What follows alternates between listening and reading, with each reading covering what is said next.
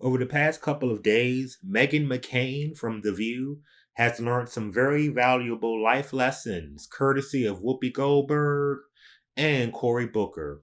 Let's talk about it.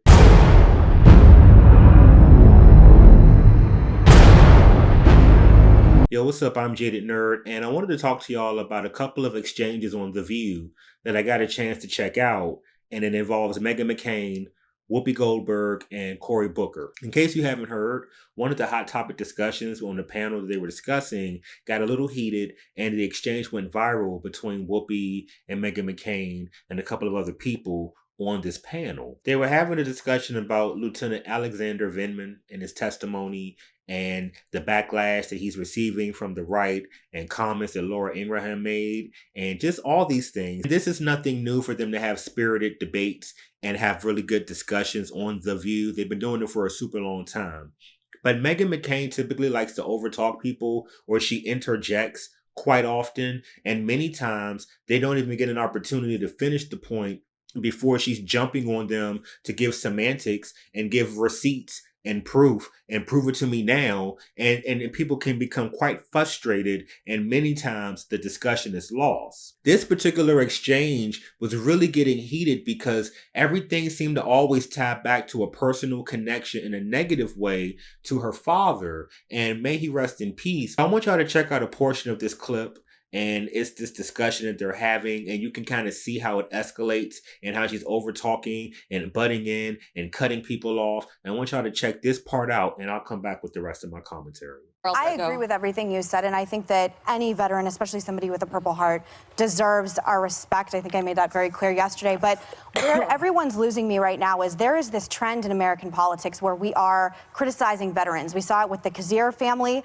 We saw it with Tulsi Gabbard last week, with Hillary Clinton calling her into question for this exact same thing, saying she was a Russian asset. And all of this language is like McCarthyism. So if you have a problem with what Laura Ingraham did to she didn't say she was an asset. Excuse me, I'm not finished. I know you're not, but I have to Mr. Vindman today, but you should have a problem because you're questioning people's loyalty to America who have fought and served. And Tulsi Gabbard enlisted after 9/11 and served for 12 months. And by the way, is currently in the Army National Guard. And we're questioning, Hillary Clinton's coming in questioning her loyalty to the United States. And now we're questioning his loyalty to the United States. She's not questioning her loyalty. Yes, she is. She called her a Russian asset. And she said that she did not. I have the quote right here. And she's being groomed for a third party. She said, I'm not making any predictions, but I think they've got their eye, the Russians, on somebody who is currently in the Democratic primary and are grooming her to be the third-party candidate. She's the favorite of the Russians. If you are a patriot who loves, and by the way, if Hillary Clinton believes that, you should be doing an investigation into this because that is a very, very serious claim. Maybe they are. But if you are questioning Tulsi Gabbard and you are questioning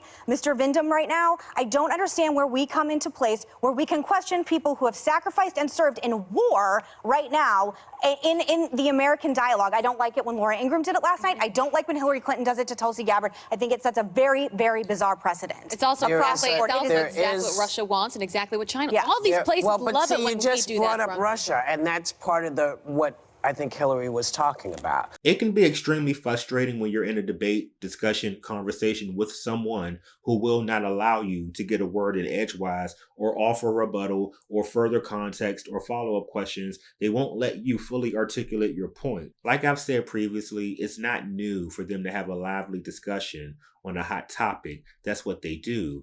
But I think the fact that she kept cutting the other women off and they were getting frustrated, and this is like a pattern and something that we've seen, I think that's why they were all determined to get their words in, and they were all determined to do like an alpha female type thing and say no, because the entire time Whoopi's checking everything out and she's listening and she's allowing the conversation to happen. She's not jumping in, she's not taking sides, she's moderating.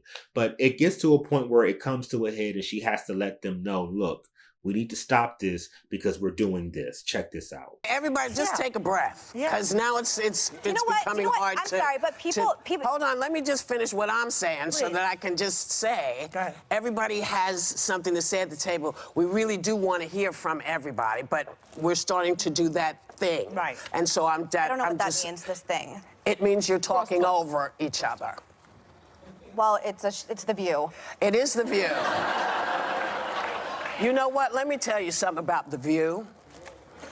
This show has always had the ability to have different points of view, which we respect around the table. And when we talk to each other, we also exhibit respect. So when I'm saying to you, hold up, because we're not hearing each other, I'm not trying to cut you off. I'm trying to get you heard. I don't think you're trying to cut me off, but but that's what I'm doing. Yeah, but that's what you're doing right now. We'll be back. Let me tell y'all something. When she sat back in that chair and she told Meghan McCain, let me tell you something about The View. She gave me very much Dolores Van Cartier, Sister Mary Clarence, Sister Act 1 and 2, talking to Rita, and all these things, child, letting Lauryn Hill have it back in the day. Basically telling her if you want to be somebody and if you want to go somewhere, you better wake up and pay attention. I was like, okay, Whoopi. Whoopi is not here for the fool-la-la. She was not here for Meghan McCain's mess and foolery. She was not. She was like, look, let me tell you something. And as a matter of fact, The View means there's multiple points of view, and we all need to be respectful and listen to one another, grasshopper. She pulled rank, and she said, we'll be right back, and ended the segment. And I'm pretty certain that the producers, Whoopi and Meghan, had a nice little conversation, and all parties left the conversation understanding where they are with their pay rate and what they're there to do. But the following day, they're interviewing Cory Booker, and he's giving his stance on gun control and things like that. And right on cue, Meghan McCain zeroes in on one aspect of what he's saying, and she wants proof. She wants him to provide semantics. I want you to go into the details of how you're going to go into my brother's home and take his gun. But I want y'all to check out this clip. I want y'all to see just how it's a repeat pattern of jumping in, interjecting, over-talking. But I want you to see what Cory Booker says and listen to the life lesson that he provided to her to put things into the proper perspective. I want y'all to check this out. Yes, Senator, thank you for coming on.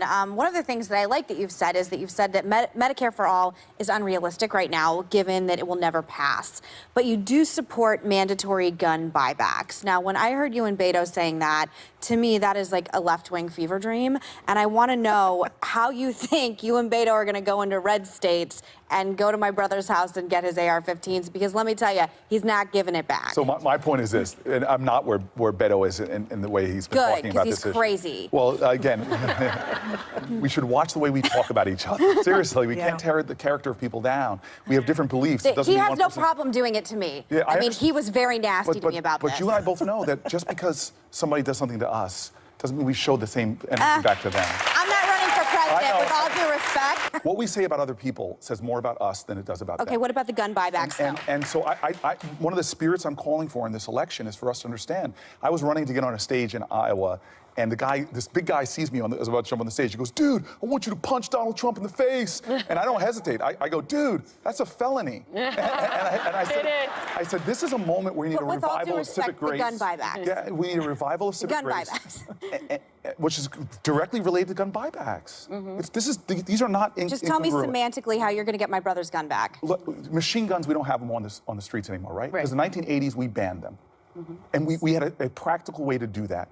From Australia to New Zealand, they banned them and they got them off the streets. So you're going to go to my brother's house? No, the buyback means he would volunteer. We can find the evidence-based way to accomplish this as a country. Other countries have done it. We did it with machine guns. Why are we playing into fear-mongers that want to give this vision that there's going to be people showing up at your house and taking your guns away? Even when Cory Booker provides a very gracious way for them both to back away from this volatile situation that's about to explode on this interview, she's still dead set on, I want you to tell me how you're going to take my brother's gun. I think he gave her an excellent life lesson and let her know, look, it's about how you talk to people. It's about how you treat people. When he told her that it shows more about you, what you say about someone else, and I think that went way over her head. Perhaps in another 10 years, when she reflects upon her life and she's got a little bit more experience, she'll be able to look back on these moments and say, perhaps these were missed opportunities for me to better myself, or at least put myself in somebody else's shoes to see what they're talking about. I wonder what y'all thought about these clips in the last couple of days, and Meghan McCain and Whoopi being the moderator that she needed to be, and Cory Booker giving a very eloquent life lesson on tact and poise. And things you just don't say. But put everything in the comment section below. I would love to hear what y'all have to say. If you can, please throw a like on the video, subscribe and share. It's greatly appreciated. I'm Jaded Nerd. I'll talk to y'all next time.